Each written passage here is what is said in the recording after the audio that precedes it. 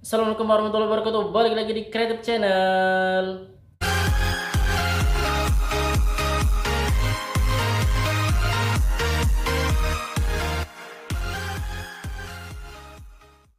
Oke guys, balik lagi di Sentra Rumah Jamur Insan Serbelawan, channel inspirasi, motivasi, dan semangat untuk berwirausaha ya guys.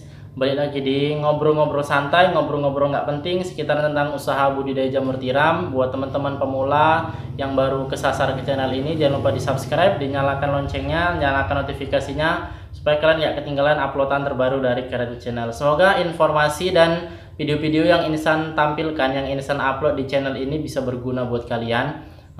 Terutama buat para pemula. Sekali lagi buat teman-teman yang ada yang kurang jelas, ada yang mau dibahas atau ada yang mau ditanyakan, tulis saja di kolom komentar di bawah. Nanti coba kita diskusikan. Buat para master, buat para senior-senior yang sudah lebih banyak jam terbangnya, banyak pengalamannya, jangan ragu juga membantu memberikan masukan kepada teman-teman yang lain, sehingga nggak hanya mendapatkan referensi dari Insan aja. Karena itu tadi ya guys ya, seperti yang Insan bilang, ilmu jamur tiram itu nggak ada yang baku. Jadi setiap pengusaha, setiap petani itu beda-beda guys. Apanya tipsnya beda-beda, tutorialnya beda-beda, prakteknya beda-beda, pendapatnya. Nah seperti itu. Karena juga itu terpicu dari iklim ataupun suhu di setiap daerah yang berbeda-beda. Kecuali kalau misalkan berdekatan masih di sama Sumatera Utara, mungkin masih ada kemiripan lah ya guys ya. Tapi kalau misalkan udah beda jauh, beda provinsi atau sampai beda pulau di Sumatera dan Jawa, mungkin banyak perbedaan teori, banyak perbedaan pengalaman yang mungkin mereka temui itu berbeda. Jadi jangan dianggap yang ini salah, yang ini benar. Tapi memang menurut dari versinya mereka sudah benar ya guys ya. Tapi mungkin nggak bisa diterapkan di daerah lain karena itu tadi faktor perbedaan cuaca, perbedaan iklim, perbedaan jenis kayu, perbedaan kandungan kayunya. Nah seperti itu. Jadi banyak faktornya yang perlu kalian amati, perlu dicermati. Makanya terutama lebih baik itu lebih banyak praktek ya guys ya. Daripada banyak bertanya, itu lebih baik banyak praktek. Karena kalau misalkan udah praktek ada kendala baru ditanyakan, itu masih mudeng ya guys ya. Tapi kalau belum ada praktek sama sekali, kemudian banyak nanya dan banyak yang dipermasalahkan, padahal mereka belum menemui masalah itu. Nah itu udah salah ya guys ya, bakalan susah belajar seperti itu. Jadi terutama itu kalau sudah nonton video-videonya kemudian praktek. Nah, kalau ada kendala yang belum ada di videonya itu baru silakan ditanyakan. Tapi kalau udah ada, kebanyakan Insan alihkan ke video guys. Jadi untuk apa capek-capek Insan buat video, capek-capek Insan ngomong, toh ya jawabannya harus Insan jawab juga. Nah jadi harus benar-benar kalian lebih dalam prakteknya. Karena biasanya kalau sudah diperhatikan benar-benar teorinya, itu prakteknya mudah ya guys ya. Jadi di sini guys, pada video kali ini Insan nggak berada di Kumbung. Kita ngobrol-ngobrol santai seperti biasa. Buat teman-teman yang sibuk nggak usah ditonton dulu videonya, nggak dipaksakan. Ini Insan mau berbagi tips bagaimana cara menilai atau bagaimana cara menentukan pH ataupun kadar air dari media tanam jamur tiramnya atau media backlognya.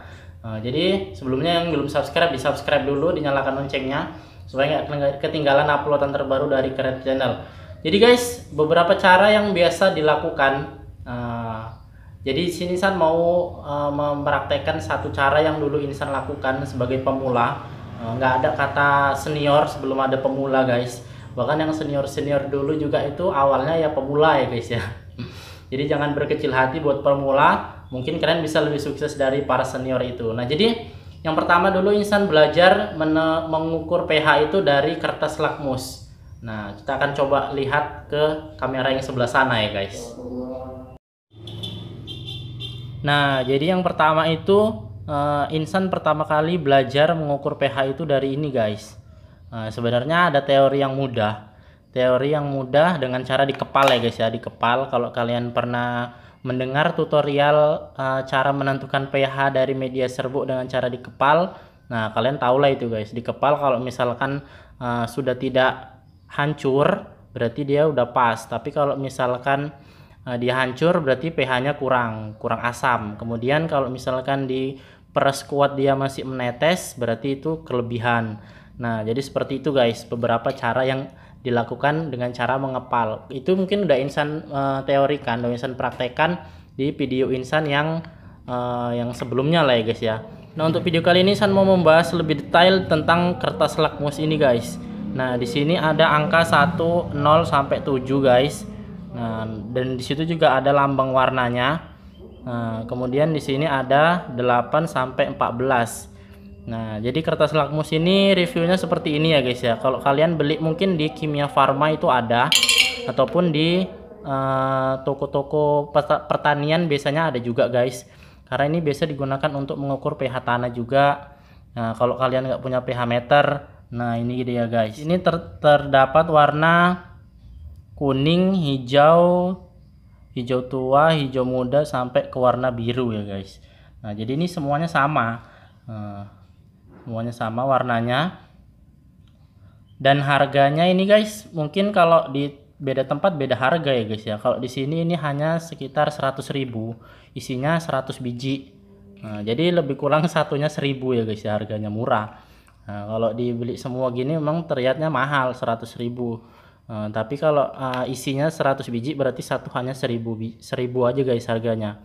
Nah, kemudian di sini cara menggunakannya Insan mau membagikan kepada kalian. Yang pertama itu ada beberapa cara yang ditunjukkan oleh sang master ya guys ya. Jadi selama Insan berkeliling mencari ilmu budidaya jamur tiram ke para master yang ada yang membagikan ilmunya, ada yang tidak. Nah, jadi Insan tanya-tanya cara menggunakannya ini bagaimana Pak, bagaimana Mas. Nah, seperti itu guys.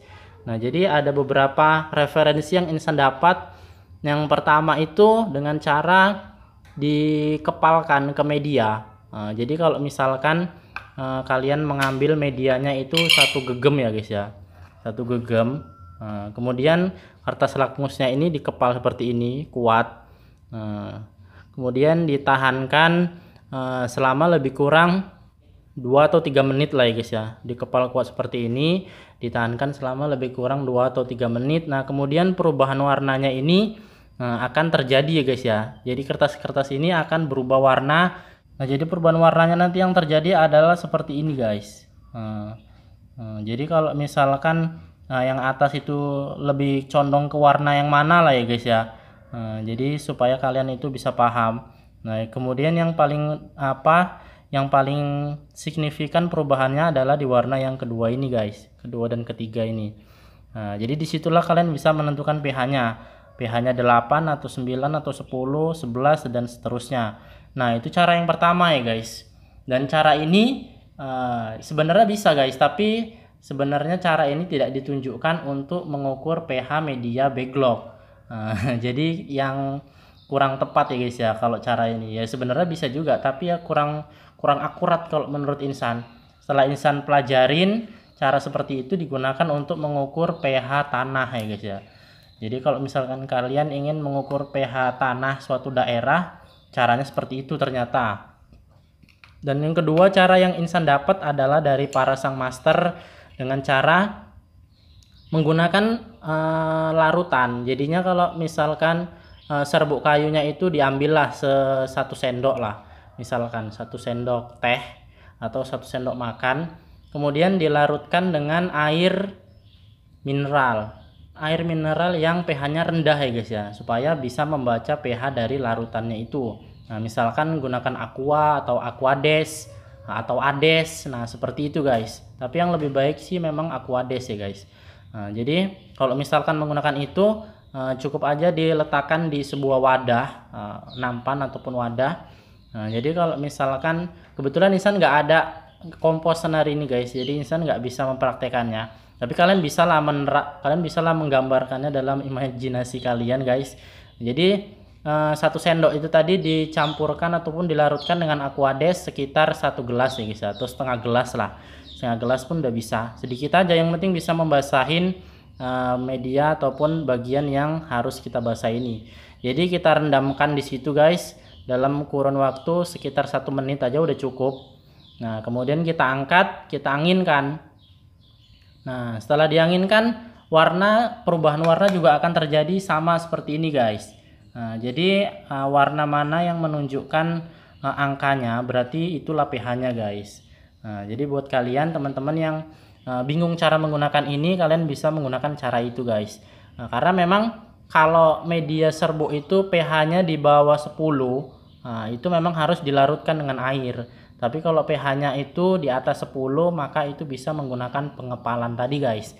Nah, jadi semua ilmu itu juga nggak insan dapat asal-asalan ya guys ya. Nggak juga insan dapat dengan mudah. Nah, insan harus mendatangi para master-master itu.